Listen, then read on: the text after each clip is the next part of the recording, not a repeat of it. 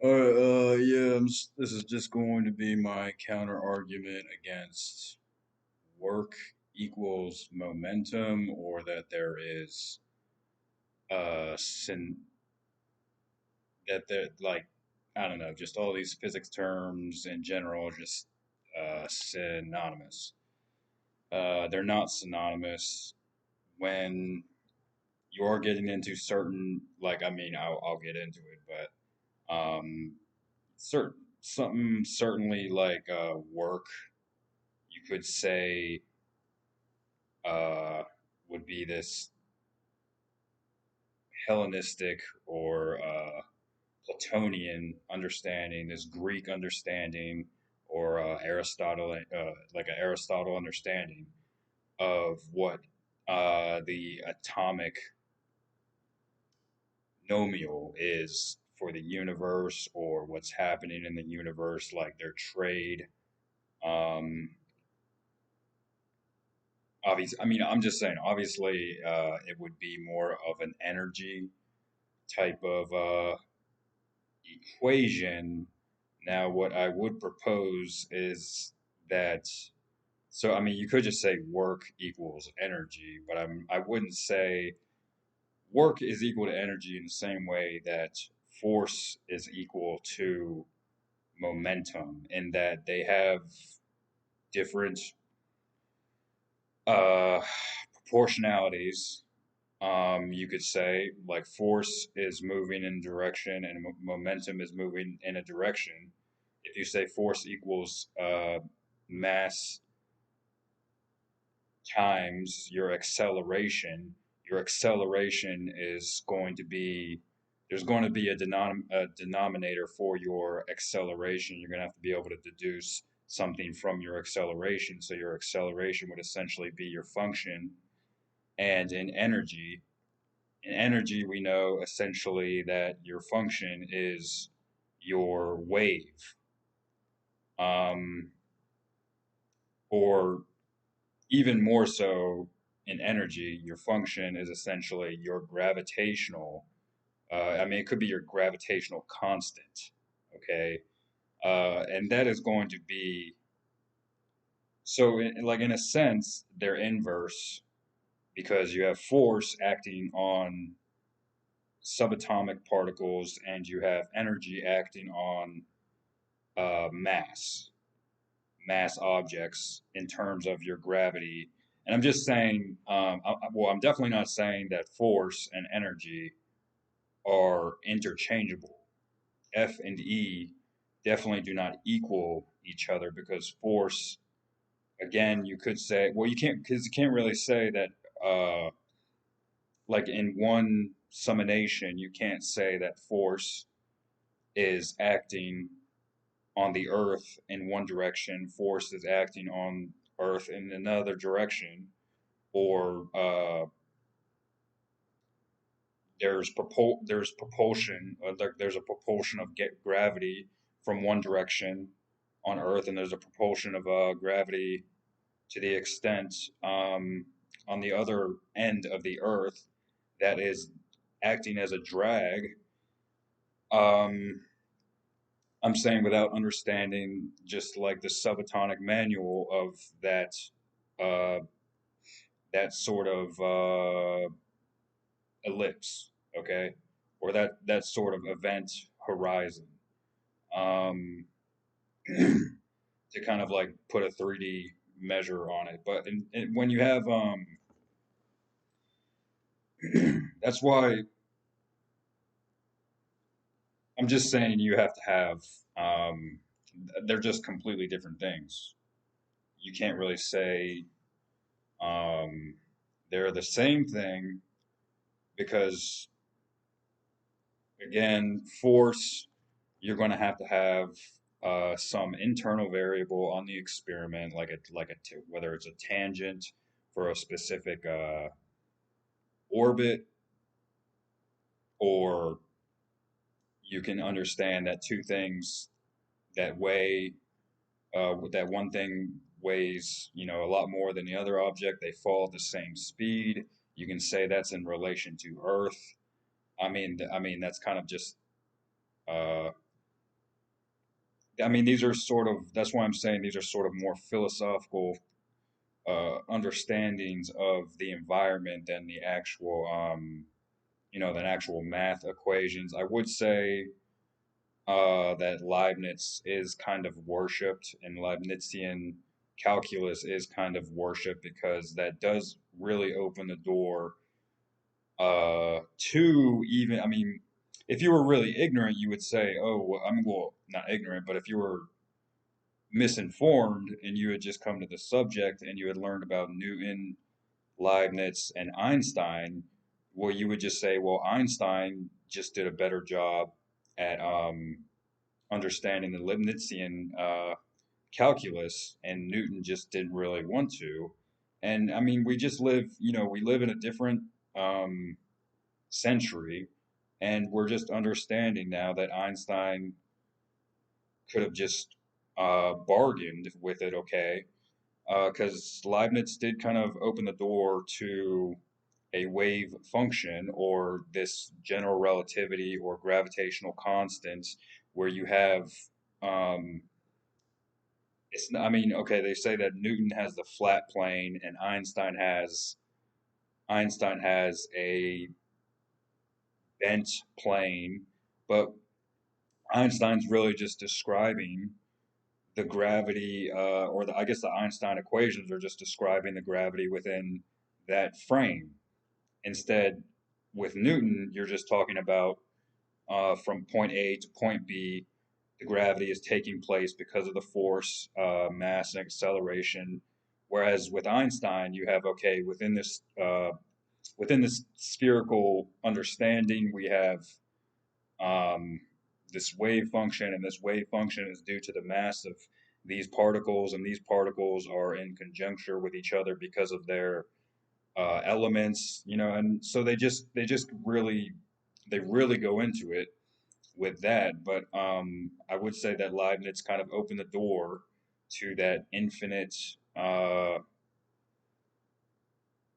that infinite calculus, so to speak, or that way where in an experiment, I mean, because they really kind of perform it well because they test the same experiment over and over and over and over, until like for years on end, they test the same experiment and they say, this is what has changed. We saw these little changes, and so they're just continually observing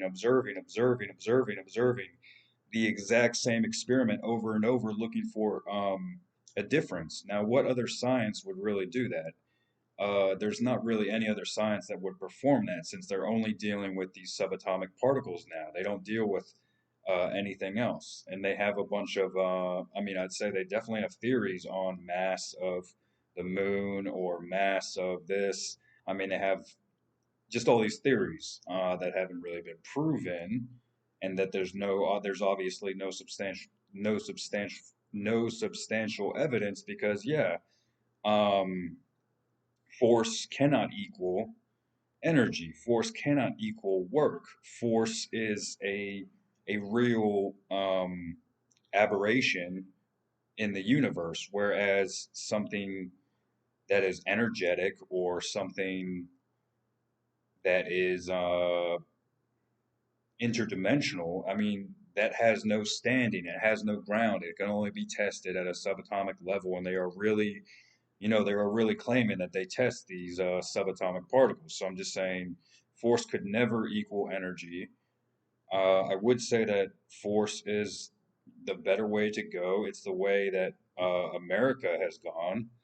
And it's probably because we adopted it after we won the revolution and said, yeah, we'll stick to that science, we'll stick to Newton's science. And yeah, this Leibnizian guy isn't really all that great. Now, I don't know if that's really the case anymore because yeah, we're into all the Einstein gravity and stuff, or the quantum gravity, or the general relativity, or the gravity constant.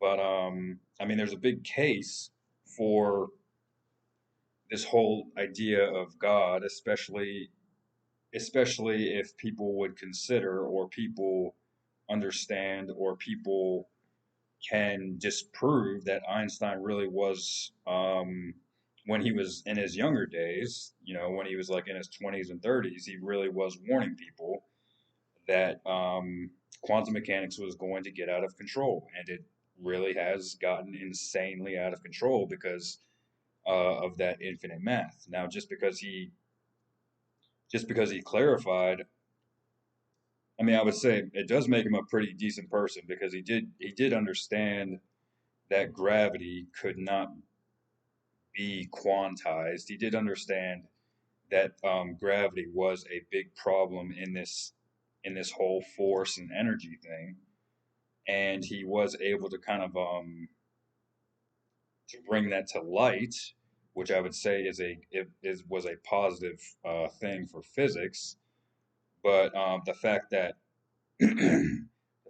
kinetic energy already existed and was already established and in competition with Newton's force, or even weight, or like you could have net force and all that.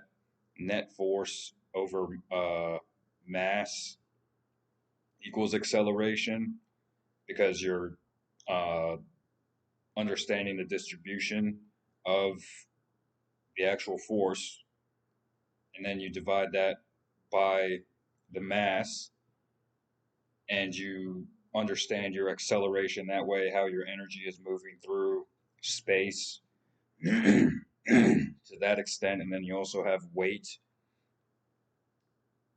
You also have weight can equal your mass multiplied by gravity. So you have mass multiplying that by gravity, or you could have M1, M2, mass of the Earth, mass of the moon, and do it inversely. I guess a reasonable explanation, if you had blocks, you'd have just two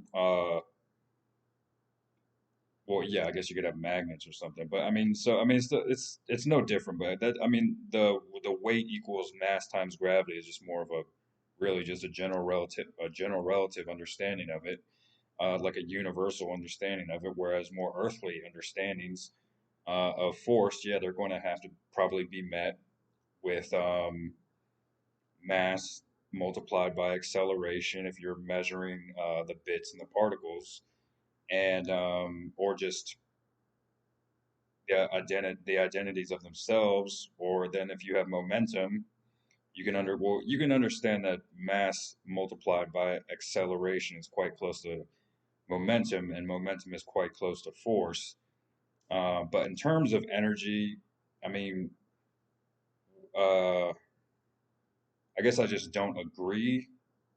Energy can't be work. I mean, I don't even agree with this word work as for a physical understanding of the universe. I think it's very Platonian, and like I said, I'll get into it. But I believe that the Platonians were very like the Aristotles and Plato's and Socrates. They were very into just a kinetic, or what I should say, like they were very into an omnipresence, like everything was controlling everything type of deal. They didn't really have any separation in their physics, where that was met with Newton, and Newton was also that was also pretty much the coming of, basically all the wars had ended, and that was the coming of the Roman Catholic Church. That was the coming of the Second Empire, the Roman Catholic Church, and Newton was able to make a stand to that, like he was an anti-Trinitarian. Leibniz was a Trinitarian, and his infinite calculus spread all over the world. Didn't really do anything, and the only place that Newton's calculus was practiced in even was England or Great Britain. And I would say when we had the American Revolution, we adopted it because yes, it is fair. It is fair game. It is fair physics. But yes, the kinetic energy theory is just complete, infinite, never-ending. You know, you can do anything with it because, but again, I mean, it's fair competition. I mean, I would never like the guy, but yeah, Einstein did kind of make it fair competition because he was able to say, there's an obvious problem with gravity, which Leibniz didn't. Leibniz just said we have this omnipresence everywhere, and the omnipresence, can be calculated like so, and they're kind of like just bargaining uh, calculus tools. I mean, but that's kind of like all calculus. But especially when you get, I mean, that could have been the first kind of bargaining subatomic level to their kind of fake dictionary because yeah, the subatomics are really bad. So now they say that you can fit, 10 quintillion atoms or electrons in the palm of your hand, or probably even more than that.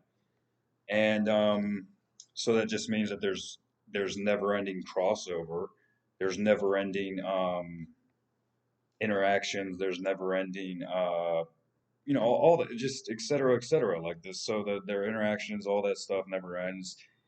And but they don't have anything for it. And I'm just saying, yeah. I mean, so I mean, I'm okay. My point is that we live in a new age, and we shouldn't have to represent ourselves as somebody like living in a religious world. Physicists and science should be able to represent themselves as living in their own atheistic understanding of the universe, and they shouldn't have to um, opine to religious leaders and things like that. Like there should be a difference. I mean, just there should be a division.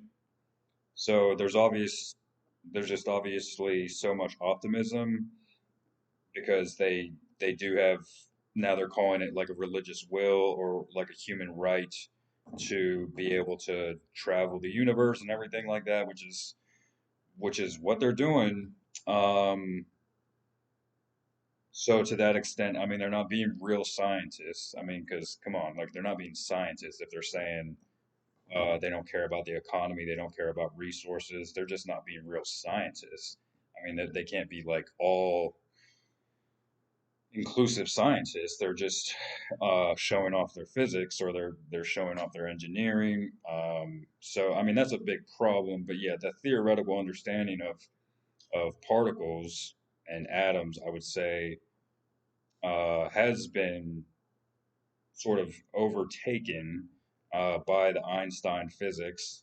And Einstein physics, I would say, has opened the door to an atheistic understanding of the universe if you want to take into account that there is like a general or a gravitational constant, and that gravitational constant is a big number. And I mean, it's the difference between force and energy, weight and mass. And when these things are interluded, and these things are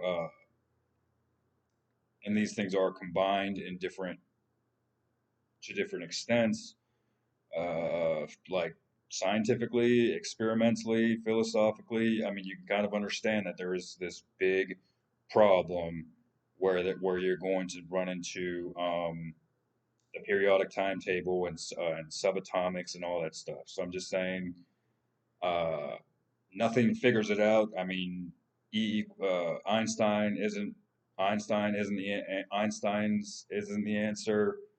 Um, I would just say Newton's is really solid, and Einstein's isn't the answer. But yeah, there definitely would never be this perfect answer unless we just accepted um, the reality for what it was, the reality for what it is or was, that force is force and energy is energy, and kinetic energy is just something totally different. I mean, it doesn't even have to be looked at that way. I mean, if you consider Leibniz like a religious kook and all that, but I mean, doesn't really make a difference. We should have the right to choose whether or not we're whether or not we're atheists or religious. I mean, we're 2,000 years past that, so yeah. I'm just saying, like, there's nothing saying that there has to be weight or work until we, well, I mean, obviously there's weight, but how can we understand weight at that level if the two things are going to fall at the same speed towards Earth? Because Earth is, so I'm just saying there's going to be unknowns inevitably. Uh, and Einstein kind of answers that, but yeah, yeah, I mean, no, I mean, physics doesn't have a chance. So yeah, I got a better chance of, I don't know, growing, growing like fangs or claws than I got a better chance of growing. I got a better chance of becoming a werewolf than physics does at doing anything that is absolutely correct. There's just no right answer. Like I said, Newton's force is solid, but until uh, when you get out of that shallow water, um, I mean, because even with because even with Newton's trying. I mean, Newton is trying to deal with weight. He's trying to deal with newtons and things like that. And I don't know about joules or energy, but the kilograms. And he's trying to deal with those things. But to deal with those things gravitationally, that's really not something that is equatable. It's not something that is quantitative. It just, you can't put a number on atoms. You can't put a number on subatomics. That's what they did with their periodic timetable, and it's fair game. But yeah, I'm just saying you can't do those things.